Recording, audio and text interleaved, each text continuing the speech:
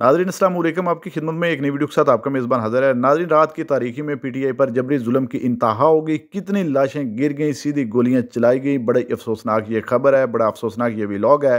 Senior सहाफ़ी इमरान रियाज खान ने सारा बांडा फोड़ दिया और सब वाज़े कर दिया कि कौन से तीन शख्स जो ताकतवर पीछे बैठ कर ये हुक्म दे रहे थे। नाज़रीन, वीडियो मुलाहिज़ा कीजिए, फिर इस पर तफसील से बात करते हैं। बिस्मिल्लाहिर्रहमानिर्रहीम। अस्सलाम वालेकुम नाज़रीन, आप यूट्यूब चैनल देख रहे हैं, मैं इमरान खान हूँ। ये व्लॉग जो है इसमें बहुत सारी अहम इन्फॉर्मेशन है, वो चीज़ें जो आप नहीं जानते। पहले मैं आपको बताऊंगा कि पसे पर्दा क्या चल रहा था और ग्राउंड पे क्या हुआ।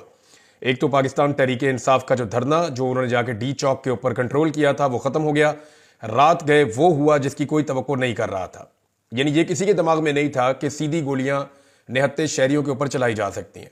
इसके बारे में सबको यकीन था कि ऐसा नहीं होगा। यानी ये तो सबको पता था कि आंसू गैस की शेलिंग होगी, गिरफ्तारियां हो सकती हैं, टॉर्चर हो सकता है, लाठी चार्ज हो सकता है, वाटर कैनन का इस्तेमाल किया जा सकता है, मिर्चों वाला पानी फेंका जा सकता है। ये सारी चीजों का सबको आइडिया था, लेकिन ये किसी को नहीं पता था कि रियल बुलेट्स जो हकीकी गोलियां हैं, असल गोलियां वो चल जाएंगी और वो गोलियां चलाकर लोगों को मारा जाएगा। इसके बारे में किसी को आइडिया नहीं था। और देखें, एक चीज आप सबको ज़हन में रखनी है। बहुत सारे लोग जो है ना बड़ी अजीब अजीब बातें कर रहे हैं कि जनाब खड़े नहीं हुए, वहां रुके नहीं।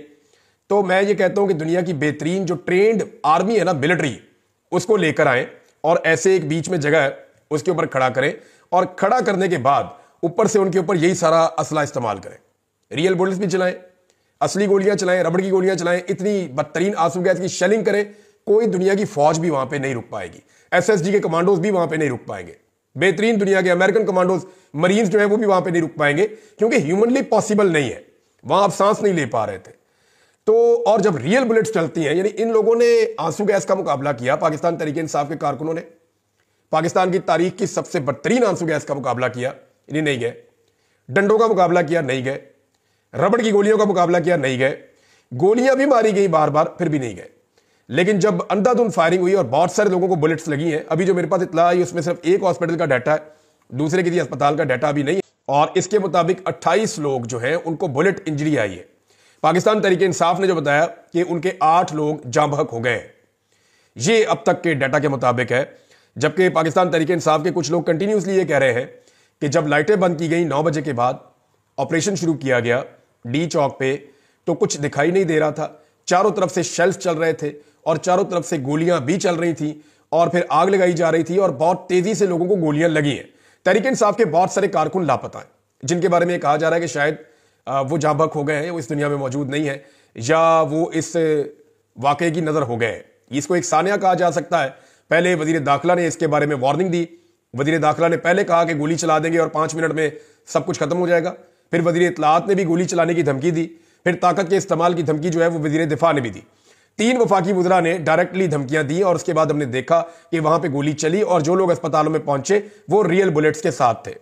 हुकूमत ने यह नैरेटिव कई दिनों तक बनाया कि मुसल्लह लोग वहां पर मौजूद थे, लेकिन किसी एक भी पुलिस वाले या किसी एक भी पैरामिलिट्री फोर्स के बंदे को गोली लगने का वाकया रिपोर्ट नहीं हुआ। दूसरी जानिब से एक भी फायर रिपोर्ट नहीं हुआ।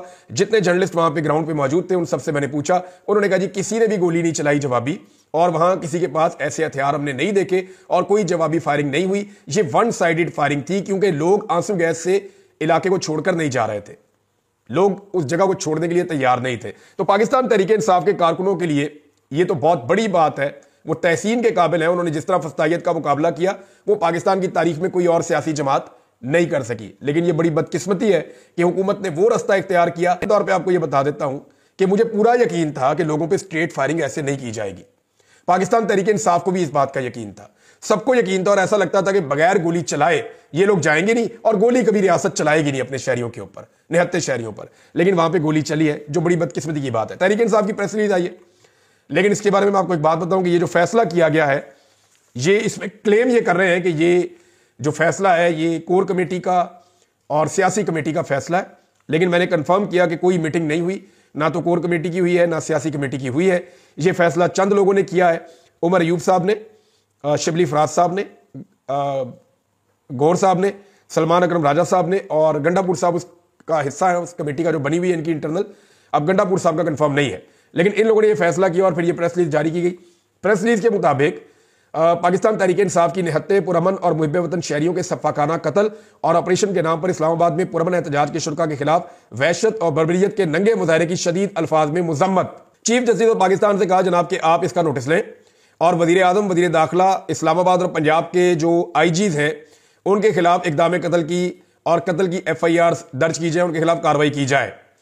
फिर उन्होंने बताया जी कि कैसे मैंडेट चोर फस्ताइयों की ईमा पर सरकारी मशीनरी ने गोलियों से दर्जनों निहत्ते बेगुनाह कारकुनों को सीधी गोलियां मारकर शहीद किया है, जिनमें 8 के क्वाइफ अब तक हमारे पास पहुंच चुके हैं। तरीके इंसाफ कह रही है दर्जनों लोगों को गोलियां लगी हैं और भी लोग शहीद हुए हैं, लेकिन 8 के क्वाइफ अब तक हमारे पास आए हैं। उनमें वो ये बता रहे हैं जी कि अनीस शहजाद दस्ती, मलक मुबीन, औरंगजेब, अब्दुल कादर, मलक सफदर अली, अहमद वली, मोहम्मद इलियास और अब्दुल रशीद शामिल हैं। और इसमें जो मनाजिर हमने देखे नाज़रीन वो इंतहाई अफसोसनाक हैं। जो अस्पताल से मनाजिर आ रहे हैं वो तो हम शेयर भी नहीं कर सकते, दिल दहला देने वाले मनाजिर हैं। ऐसा किसी ने नहीं सोचा था कि रियासत इस तरह गोली चलाएगी। बहरहाल तहरीक इंसाफ ने कहा जी कि हम कोई मुसल्ला जत्था नहीं है या कोई मुसल्ला तंजीम नहीं है कि हम इन चीज़ों का मुकाबला करें, गोलियों का मुकाबला करें। हम पुरअमन शहरी हैं और हम एहतजाज करने के लिए, अपना हक लेने के लिए आ रहे थे और जमहूरी तरीके से आ रहे थे और हमने तमाम सऊबतें, तमाम रुकावटें, तमाम तशद्दुद और वहशियाना बर्बरियत बर्दाश्त की। हमारे कारकुन डी चौक पहुंचे, मगर अपने शहरियों के लाशों के अंबार लगाने की हम इजाजत नहीं दे सकते। 24 करोड़ पाकिस्तानियों को भेड़ बकरियां समझने वाले दरिंदों के लिए शहरियों का कत्ल तफरी का वसीला हो सकता है, मगर तहरीक इंसाफ पाकिस्तान के अवाम इसके वसाइल और इसके कौमी मफाद के नगेबान है। अब वजीर इत्तलात को मैं सुन रहा था, वो मजाक उड़ा रहे थे लोगों का, यानी वो वहां पर लाशें पड़ी हुई है, अस्पतालों में लाशें पड़ी हुई है। तहरीक इंसाफ के लोग कह रहे हैं हमारी लाशें गायब की जा रही हैं और बाद में ये कहा जाएगा जनाब हमें पता ही नहीं है वो बंदा कहां गया। तो हमारी लाशें इसलिए गायब की जा रही हैं ताकि जो जांबहक होने वाले लोग हैं उनकी तादाद को छुपाया जा सके, ये तहरीक इंसाफ के लोगों ने क्लेम किया। अब इस वक्त जो तहरीक इंसाफ का अनाउंस है वो ये कह रहे हैं कि हुकूमती मंसूबे के पेश नजर पुरअमन एहतजाज की फिल वक्त मनसूखी का हम ऐलान करते हैं। ये जनाब तहरीक इंसाफ ने ऐलान किया है। तहरीक इंसाफ के बहुत सारे लोग इससे पशेमान हैं। बुशरा बीबी, मैं आपको ये बता देता हूं, मीडिया ने गलत खबरें चलाई कि बुशरा बीबी वहां से चली गई है या अली अमीन गंडापुर वहां से चले गए हैं। इस वक्त जो इंफॉर्मेशन आ रही है वो ये है कि ये लोग खैबर पख्तूनख्वा में अब मौजूद हैं सुबह के वक्त, लेकिन रात को 12:30 बजे जो जर्नलिस्ट वहां पे मौजूद थे उनसे मैंने कंफर्म किया, उन्होंने कहा जी 12:30 बजे तक जब सारा मीडिया चला रहा था, कभी कहते थे ये गिरफ्तार हो गई है, कभी कहते थे ये लोग भाग गए, कभी कहते थे ये लोग दामनेको की तरफ चले गए, ऊपर मुनाल की तरफ चले गए, कभी कहते थे ये इस तरफ को निकल गए। तो उस वक्त तक बुशरा बीबी और अली अमीन गंडापुर वहां मौजूद थे और बुशरा बीबी को बड़ा जोर जबरदस्ती से मनाकर वहां से निकाला गया है। जब हालात बहुत ज्यादा खराब हो गए, बिल्कुल अंधेरा हो गया, हर तरफ से गोलियां चल रही थी, लोगों की लाशें गिर रही थी, लोग जो है वो जख्मी हो रहे थे, उनको अस्पताल पहुंचाया जा रहा था, बड़े पैमाने पर एम्बुलेंसें वहां पे जो है वो रवाना की गई, वो भी सारे मनाजिर लोगों ने देखे।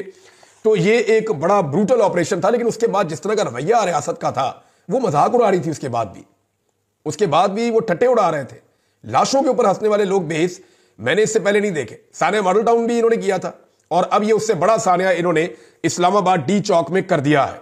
ये तहरीक इंसाफ की प्रेस रिलीज है।